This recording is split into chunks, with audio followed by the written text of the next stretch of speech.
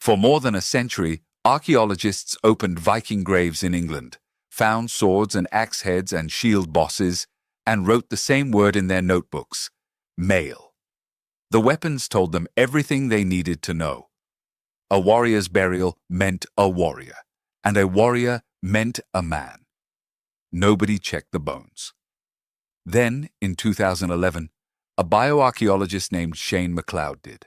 He re-examined 14 Viking-era burials from sites across eastern England, graves that had been confidently sexed as male on the basis of their grave goods alone. When he studied the actual skeletons, roughly half of them were female. The swords were real. The axes were real. The assumption was not, and it had stood unchallenged for more than 100 years because the question it rested on, what if we're wrong about who these people were, had never been asked. That question is what this is about. Not whether the Vikings were violent. They were. The monastery at Lindisfarne burned on the 8th of June, 793. Monks died. Others were dragged to ships and sold into slavery at markets in Dublin and Hedeby, and as far east as the Volga.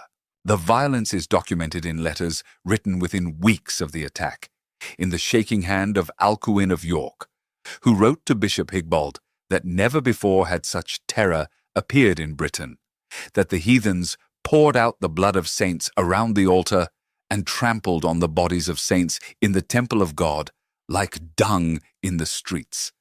Alcuin was not exaggerating for literary effect. He was reporting what he knew. But Alcuin was also writing from one side of a war, and for 1,000 years his side controlled the pen. What the new evidence shows is not that the old story was false. It is that it was incomplete in ways that change its meaning. Start with those bones in English soil.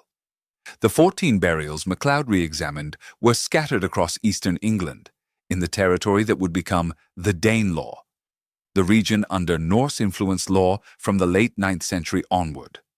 For generations, these graves had been catalogued as military burials, male warriors, raiding parties. The circular logic was invisible because it felt so natural. Weapons mean warriors. Warriors mean men.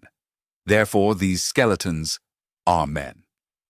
When the actual osteological evidence was examined, pelvis shape, skull morphology, long bone measurements, the circle broke open. Women had been buried with full weapon assemblages, not in one anomalous grave, in roughly half the sample. This does not mean that Viking armies were 50% female. MacLeod studied 14 graves, not 14,000. But the finding exposed something deeper than a head count. It revealed that the method itself was contaminated by assumption. And once you see the contamination in one set of graves, you have to ask where else it operated. The answer came from Sweden, from a grave that had been open since the 1870s. Burial BJ 581 at Birka, on an island in Lake Mälaren, west of Stockholm, was one of the most impressive warrior graves ever excavated in Scandinavia. A full weapon kit, iron sword, axe, spear, armor-piercing arrowheads, a fighting knife. 2 horses, one on each side of the body, and at the hip, a set of gaming pieces for Nefatafel, a strategy game associated with tactical military thinking. For nearly 150 years, this was understood as the burial of an elite male commander. No one questioned it. The weapons were eloquent. The horses spoke of status. The gaming set suggested a mind trained in battlefield planning.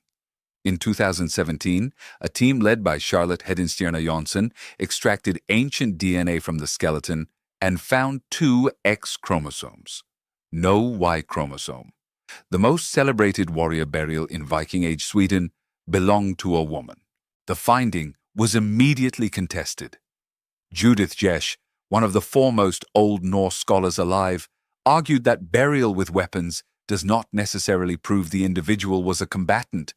Grave goods might reflect family status, symbolic meaning, ritual practice. Jesh was not dismissing the DNA. She was insisting on precision about what it proves and what it does not. And she was right to insist. A grave is not a biography. It is a statement made by the living about the dead, and we cannot always read that statement literally. The 2017 team maintained their interpretation, that the full weapon kit and strategy game indicated martial identity. A 2019 follow-up confirmed the original DNA results.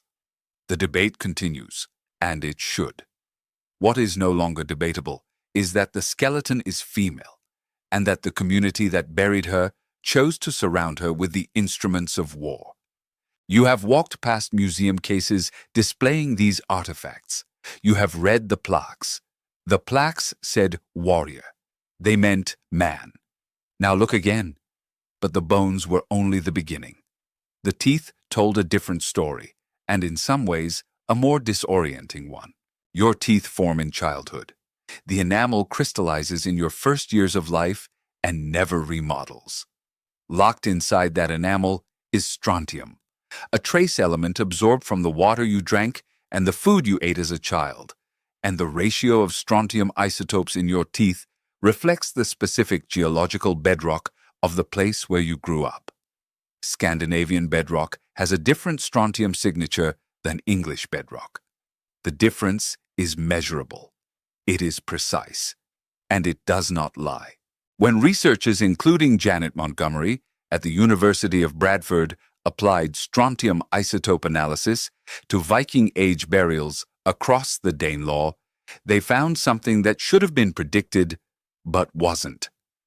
A significant proportion of individuals buried with Scandinavian-style grave goods, Norse brooches, Norse weapons, Norse funerary rites, showed isotope signatures consistent with English geological regions, not Scandinavian ones.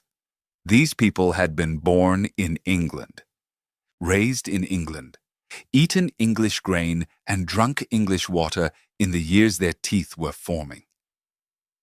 They were buried as Vikings, but they had never seen Norway. Think about what that means for the standard narrative. By the early 10th century, 2 and 3 generations after the Great Army first made camp in East Anglia in 865, the Danelaw was home to a population that was culturally Norse and geographically English. When these communities clashed with Anglo-Saxon kingdoms to the south and west, the chronicles called it a Viking invasion. The teeth say otherwise. Many of these conflicts were territorial disputes involving locally born populations of Scandinavian descent, people defending land their grandparents had settled and their parents had farmed. The Viking raid, in these cases, was closer to a civil war. The 2020 genomic study, published in Nature, drove the point deeper. Ashot Margarian and a large international team analyzed ancient DNA from 442 Viking-age individuals buried across Europe and found that Viking was a cultural and occupational identity, not a genetic one. The studied populations showed ancestry from the British Isles, Ireland, Southern Europe, Eastern Europe, and Sami communities in northern Scandinavia. The boats carried people from everywhere. The longship was not a vehicle of ethnic purity. It was a technology that anyone could board. If you grew up with the image of a homogeneous Norse warband, blonde, bearded, uniformly Scandinavian, the DNA has dissolved it. What replaced it is more interesting and more human. A mobile, polyglot, genetically diverse population united by language, shipbuilding technology, legal customs, and economic ambition. Some of them raided, some of them farmed. Some of them did both in the same year, and some of them had never left the English county where they were born. Now pull the lens back further. 21 years before the first longship appeared off the Northumbrian coast, a Frankish king was doing something to the south that the English chronicles never mention, because the English chronicles were written by monks who shared the Frankish king's religion. In 772, Charlemagne marched his army into Saxony and destroyed the Irminsul.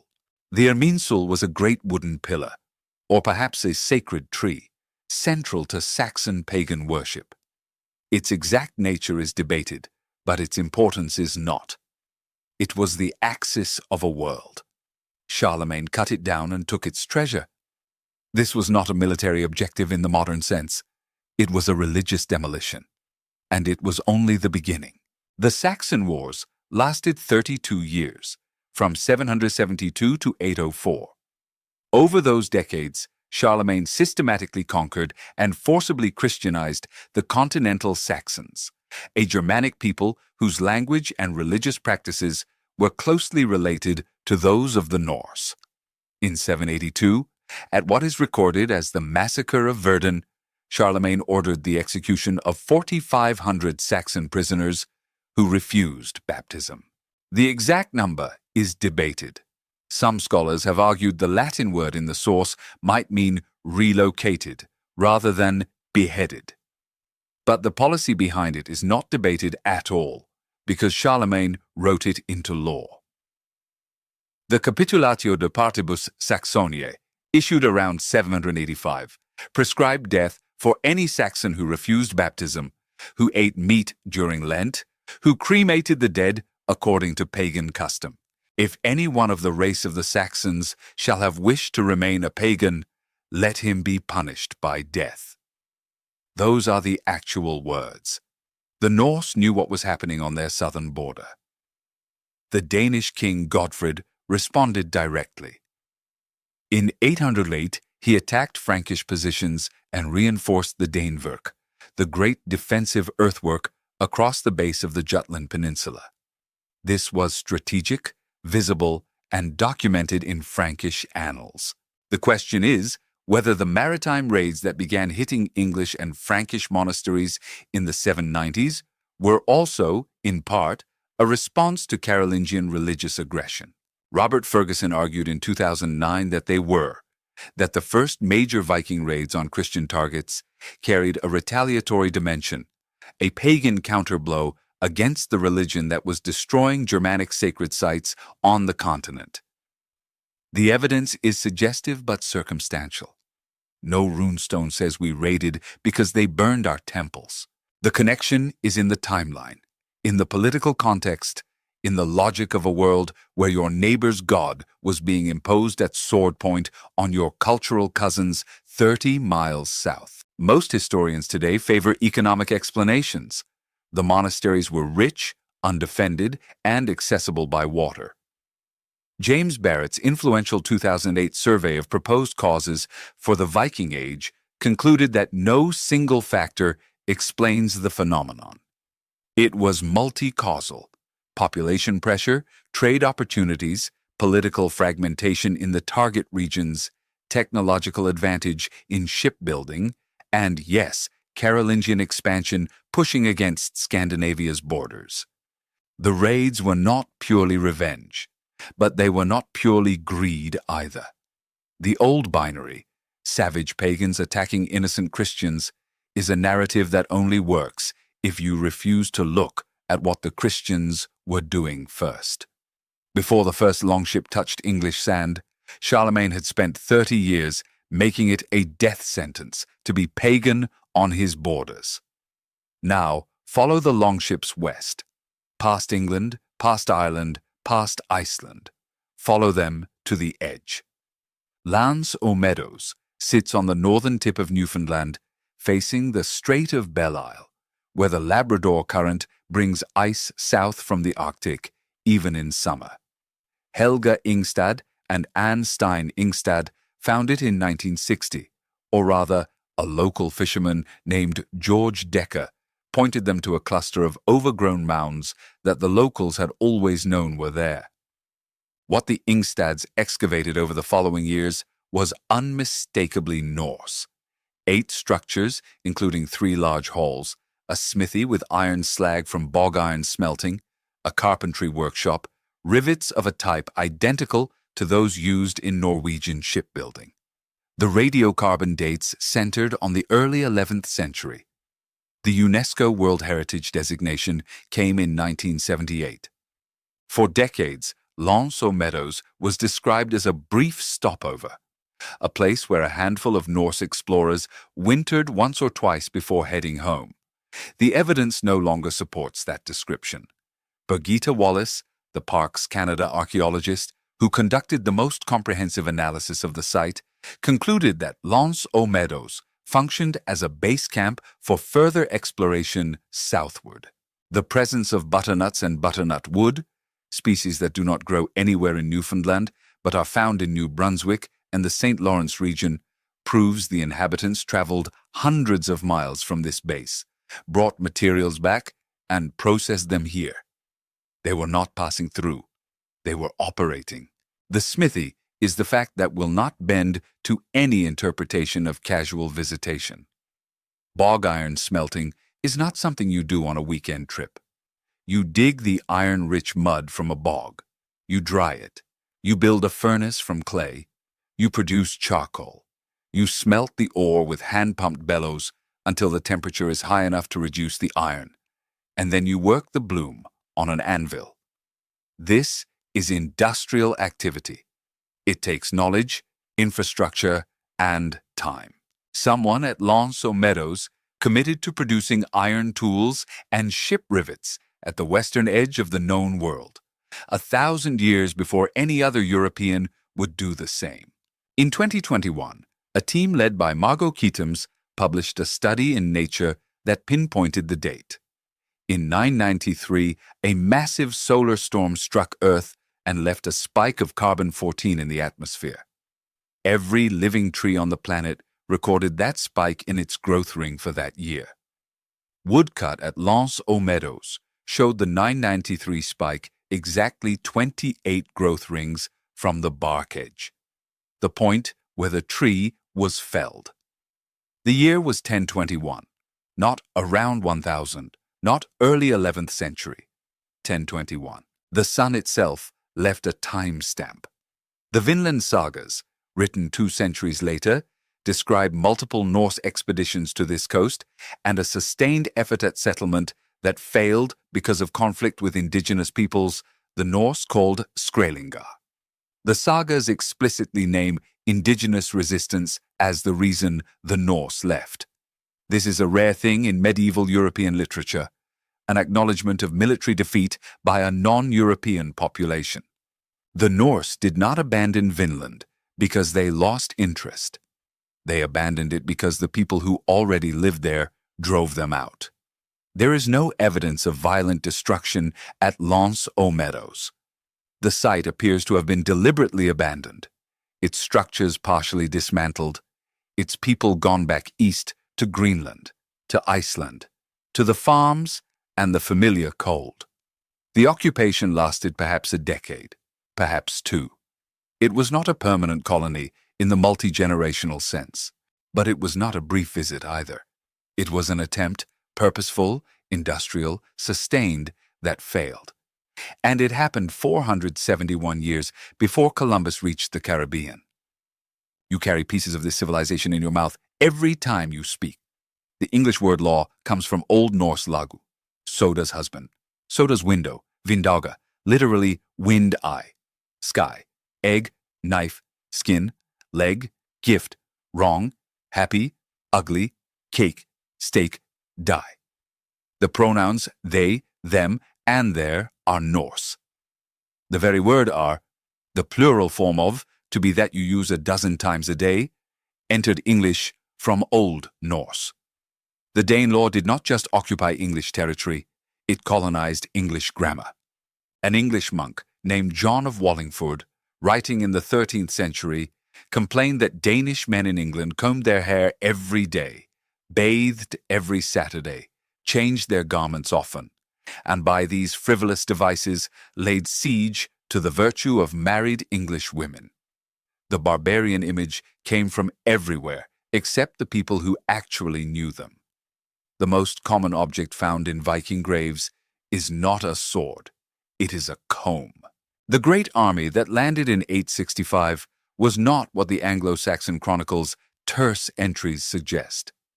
Cat Jarman's excavation work at Repton, where the army made its winter camp in 873 beneath a Derbyshire church, revealed a charnel deposit of at least 264 individuals in a stone chamber roughly 3.5 meters by 2.5. Not all were fighting-age males. Some were female.